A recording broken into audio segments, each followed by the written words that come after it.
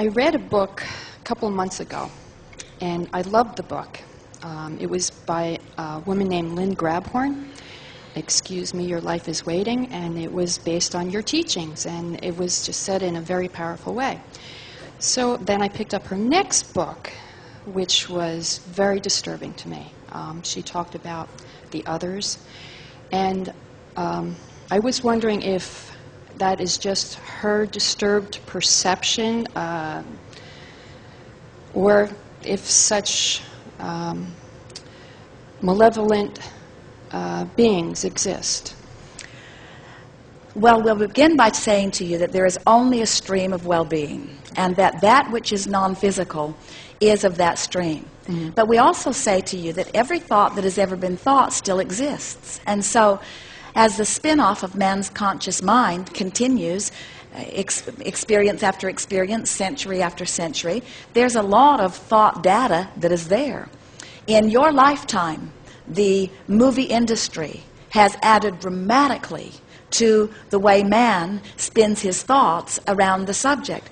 The religions, the information that is coming from the pulpit, so much more information about the devil and evil than about good and God. And so if you talk to little children who go to church, often they will tell you more about the devil than they will about God.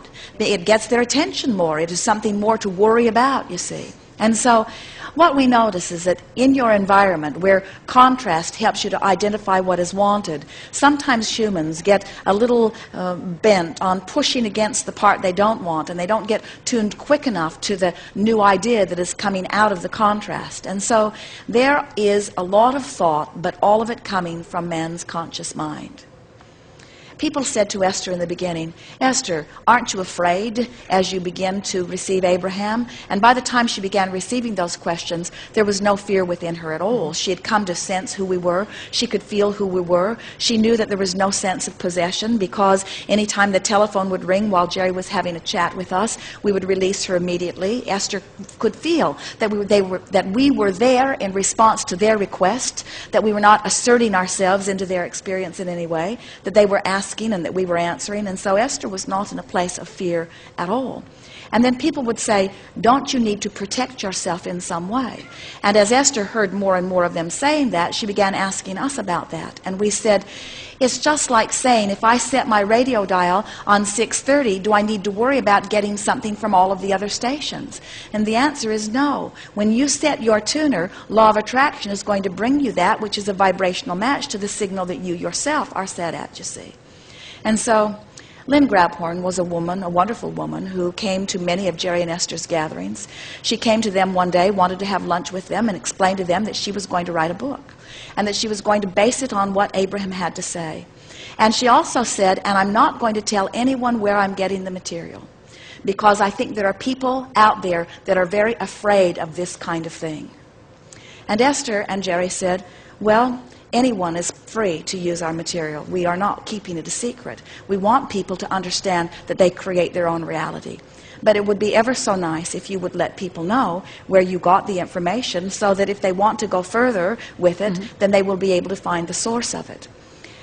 And now Esther can see, as she gets feedback from the second book, that this woman, this dear woman, was fearful of many things prior to coming to Jerry and Esther. And clearly there was that which was still active in her vibration. She was not the receiver of the material. She was the mimicker of the material. Everything that is written in her book, she transcribed from one of the recordings, you see. And so she was reaching for that feeling of well-being, but she had never really found it herself. And so there are many reasons that people are attracting what they are attracting, but it is our absolute promise to you that there is not some source of evil being out there that has the ability to assert itself in your experience. But you get what you think about, and it will come to you, it will find a way to manifest, you see. The best way of describing this that we can, that will give you a sense of all of this, was one day we were visiting with a woman who lived in the San Francisco area. And she said, Abraham, I've been crossing these big bay bridges for many, many years, and I have never felt any fear about it at all. And recently, as I'm crossing these bridges, I am having what I must describe as panic attacks. She said, I want to lie on the floor of my car. My fear is so intense. What's happening with me? And we said, you must be bumping into some thought forms on the bridge. Well, she didn't like the sense of that at all. In other words, there are thought forms on the bridge. She said, whatever do you mean? And we said, well, you have to understand that everything that everyone thinks about is broadcast for everyone else to pick up if they are in the vibrational vicinity. And so people have been crossing these bridges. Often they're tourists, and it's a sort of precarious feeling. Often they're in a monster bus like Jerry and Esther's, and it's an even more precarious feeling because of the width of the lanes and going through the toll booths. There had recently been earthquakes, and some of the bridges had fallen down, which had increased people's concern about being on a bridge, maybe at a time of another earthquake. And we said, so all of these people are offering all of these thoughts, and these thoughts are being broadcast around the vicinity of this, and law of attraction is causing a coalescing of these. So there is thought, and then there is thought that is thought upon longer, and these thoughts have come into thought form. But we said, they've been there when you have crossed the bridge, all of the days that you've crossed the bridge. We said, the question is not where are the thought forms coming from, or why are the thought forms there. We said, the question to ask is, why are you now picking up on these thought forms when you never have before? What's been going on in your experience that is making you a vibrational receiver of this? She knew right away. She said, my neighbor was burglarized, and it made me feel very vulnerable. I've been going to meetings. We're organizing a neighborhood watch system. I called someone to come to put an alarm system in my house. I'm considering even putting bars in my house. And so something not even related to the bridge, but related to a feeling of insecurity, had been activated within her, which brought her into vibrational range of something that she had never been in vibrational range of before, you see.